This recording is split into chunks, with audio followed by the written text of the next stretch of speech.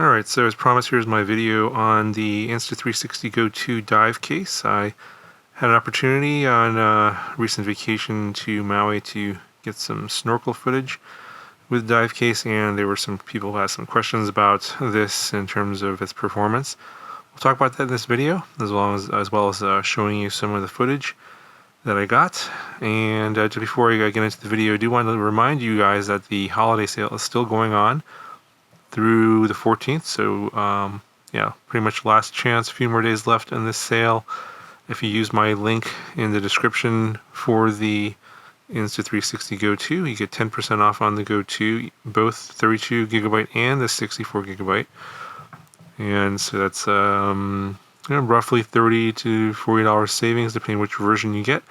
And if you use my link, you also will get a free ND filter set. It's a $40 value, and a free lens guard set as well. So that's if you use the link to the Insta360 store in the description through the 14th, the holiday sale is still going on, and you have the chance to get those freebies with the link in the description. Okay, so let's talk about the case now.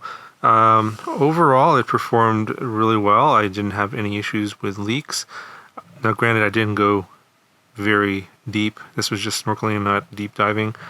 The case itself is rated to 45 meters, which is, going to be pretty good for most dives unless you're really going crazy and going super deep.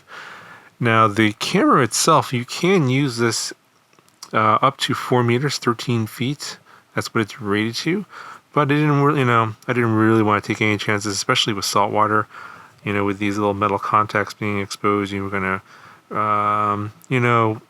expose that to corrosion over time. Yeah, you're supposed to wash this, with fresh water after you use this.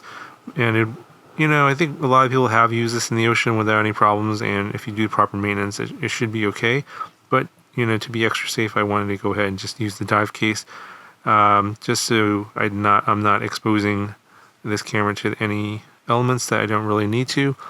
Some people had some questions regarding the lens getting fogged up. I did not use any of those defogging inserts, so like basically little pieces of paper that absorb moisture. You stick them in here so that it absorbs the humidity, so that when you do use this underwater, it doesn't fog up. But I don't think I used it long enough underwater for that to really matter. Probably at most I was in the water for 20-minute sessions, and it didn't fog up. So basically I didn't have any issues with that. I think that if you go deeper, if you do use this as a real dive case and go much deeper into colder water, that could be a problem. And in fact, I would recommend using those little defogging inserts in that case. But because I was mostly, probably less than 10 feet deep, the water wasn't really that cold, so I didn't have any issues with that. And the second thing that people asked me about was whether or not there would be vignetting with this black ring here when the camera's inside the case. I did not have any of those problems. The frame of the case did not show up in any of the video, and I did not have to crop in or anything like that, so there was no loss of field of view. I think, though, if you are very aggressive with the camera and moving around instead of sort of being more still, if you're using the horizon lock image stabilization, you may have that problem. I did not have that issue because I was not really super aggressive with moving the camera around, and the frame of the dive case did not show up in any of the video footage that I took. So I think as long as you're just kind of, swimming normally and just kind of moving around slowly, you shouldn't have any issues with that, with the frame showing up when the image is stabilized. Now you probably have noticed here that there's these brown spots here where basically it's mounted to my selfie stick. This is actually rust from the selfie stick's screw, and you can see here, this is like a cheap selfie stick I picked up, I don't know, somewhere, I forget where, for like $10 or something like that. I think it was Amazon. It's just some no-name brand I never heard of, but I just basically wanted to use it in the ocean. I didn't really care. It's like a throwaway thing. But because it's cheap, the screw here is going to rust on you. And one of the things I wanted to check, and when, normally when you take these sort of things into the ocean, the salt water is very corrosive. You want to make sure after you're done using it to dunk this into some sort of fresh water for maybe like 10-15 minutes and clean off all the salt. And I deliberately did not do that because I wanted to see how the pins in here, the metal pins in here and such would perform. Obviously this cheap steel screw here is all rusted, and that rust transferred over to the mount point here. It doesn't affect the mount anyway. It's not like, it's totally fine. It's just that now it's brown. So yeah, you should check, when you're done with this, take it out, especially if you're using it in salt water. Take it apart, and then dunk all the components, and I take the screw out and everything, dunk everything in the fresh water for like 10 minutes or so, just to clear all the salt out of there, and then you shouldn't have that problem. But regarding the case itself and the metal parts in here, this is what I wanted to test.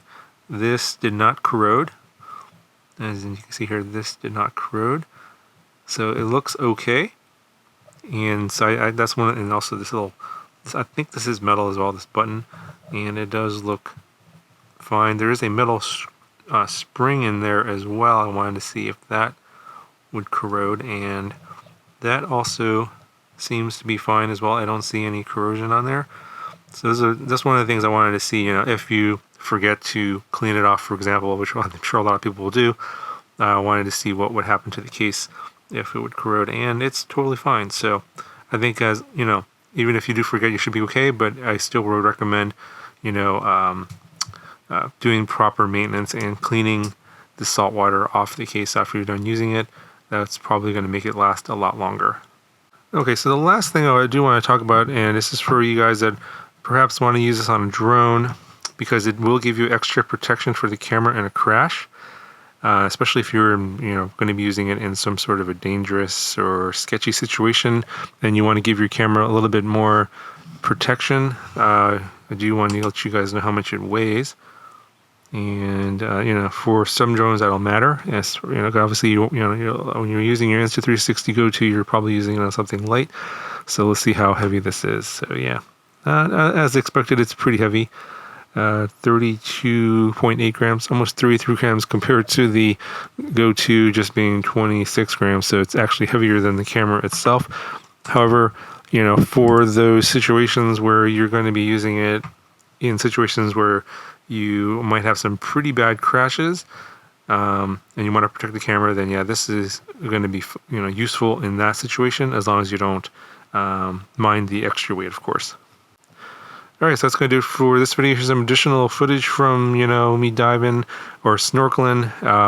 It does get pretty decent footage as long as you have a decent amount of light. So I think that if you're going to be going pretty deep, you're going to probably want to have some extra lighting, underwater lighting, to light up your subject, whatever it is.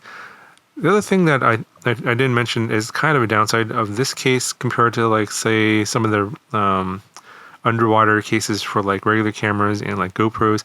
There's no underwater filters that I know of for this. I think that as you go deeper, like certain colors get absorbed by the water, and you have to put some filters on these kind of cases to adjust for the white balance. Now, the Insta360 the Insta360 Studio has like this aqua vision filter that can color correct some of that stuff.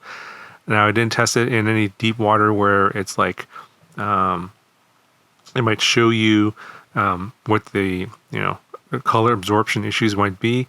Closer to the surface, it's not really a problem. So for me, I didn't use that Aquavision setting. I just used basically the color plus setting, and then I removed the grain because it is a little bit obviously dimmer underwater, and you obviously don't want to be using ND filters on these. That's going to be too dark.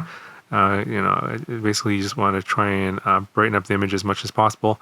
I thought that gave the best results in terms of the content you're going to see here at the end. I didn't use the Aquavision filter. I used basically the color plus and the noise reduction in the processing at the end. So if you're wondering about that, how I got that footage, that's pretty much it. It looks pretty good. I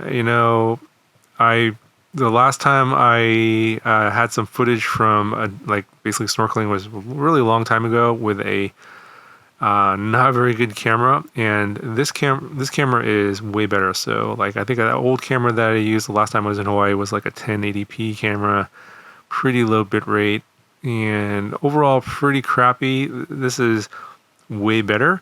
Now I don't have anything to compare it with in terms of like fancier setups like with a GoPro and stuff, but I think those are going to be costing quite a bit more than this case, which is about $20 versus some of those fancier underwater setups can run into the hundreds of dollars. Okay, that's going to do it for this video. Here's the footage. Talk to you guys in the next one.